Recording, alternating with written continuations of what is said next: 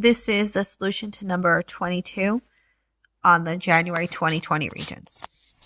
All right, so I have an expression that has some reals and imaginaries. So keep in mind that when you're solving this, you can use your calculator for assistance when multiplying the i's, because if you want the I on your calculator, you would just press second decimal place.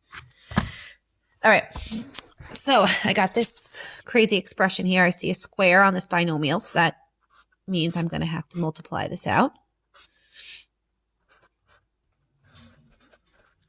And when we multiply binomials, we always use the tabular method. So we have x squared, negative 2ix, negative 2ix, and then negative 2i times negative 2i. That's where you can use your calculator to help you, but that's positive 4i squared. Okay, then I also have a negative acting on both of these terms, so I'm going to pull that negative to both of them.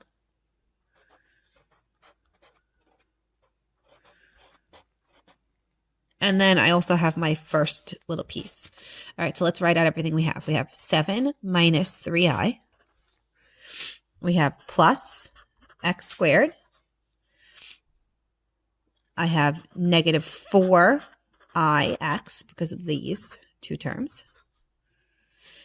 And then 4i squared minus 4i minus 2x squared. All right, so first thing I'm going to do is I'm going to take care of this I squared because we're not allowed to leave that in the expression. So I squared is equal to negative 1. So that really means that this whole term is just negative 4. All right, so let's combine like some terms. So let's see, we got, I'm going to go with the x squared first. X squared and negative 2x squared gives me negative 1x squared. Then I have, let's see, well, everything has i's in it except for these guys. So let me write these. 7 and negative 4 is 3. Okay, now let's start looking at our i's. We got minus 4ix. And then we have negative 3i and negative 4i, which gives us negative 7i. All right, so now if you look at your answer choices, it's a little annoying because none of the answer choices match that. But if you look at all of your answer choices, each one of them has all the terms with i's grouped together. So I'm going to do that. So I have these guys grouped together. And then I have these guys grouped together. Now, notice in your answer choices, they have the i's factored out. So I'm going to factor out this I and see if that helps me.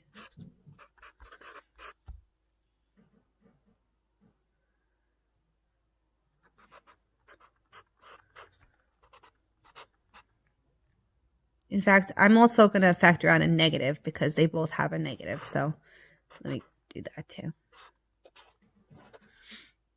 Okay. And now if I look at my answer choice, it's answer choice 1. Even though the order on the first binomial is opposite, 3 minus x squared, I can rewrite negative x squared plus 3 as 3 minus x squared.